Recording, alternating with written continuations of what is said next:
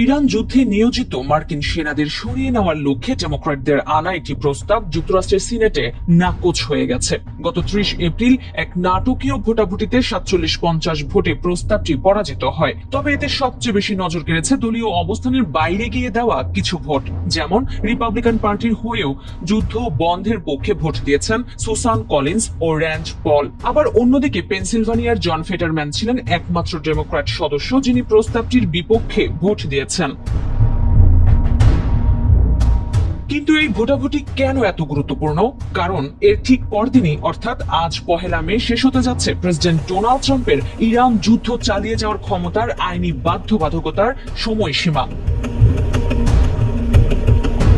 ১৯৭৩ সালের war powers resolution অনুযায়ী মার্কিন প্রেসিডেন্ট যদি কোনো দেশে সামরিক অভিযান শুরু করেন তবে ৬০ দিনের মধ্যে তাকে কংগ্রেসের অনুমোদন নিতে হয়। অনুমোদন না পেলে নির্দিষ্ট সময়ের মধ্যে অভিযান বন্ধ করার বাধ্যবাধকতা রয়েছে। গত ২ মার্চ ট্রাম্প প্রশাসন আনুষ্ঠানিকভাবে ইরান অভিযানের কথা জানিয়েছিল।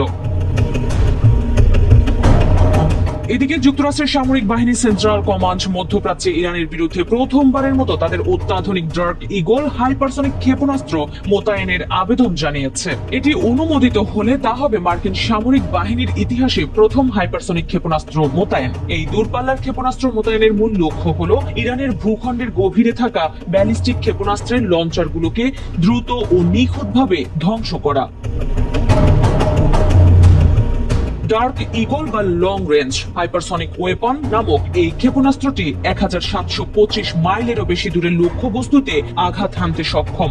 শব্দের চেয়ে অন্তত ৫ গুণ বেশি গতিতে ছুটে চলা এবং মাঝপথে অত্যন্ত দ্রুত দিক পরিবর্তন করার ক্ষমতার কারণে প্রতিপক্ষের আকাশ প্রতিরক্ষা ব্যবস্থার পক্ষে একে প্রতিহত করা প্রায় অসম্ভব।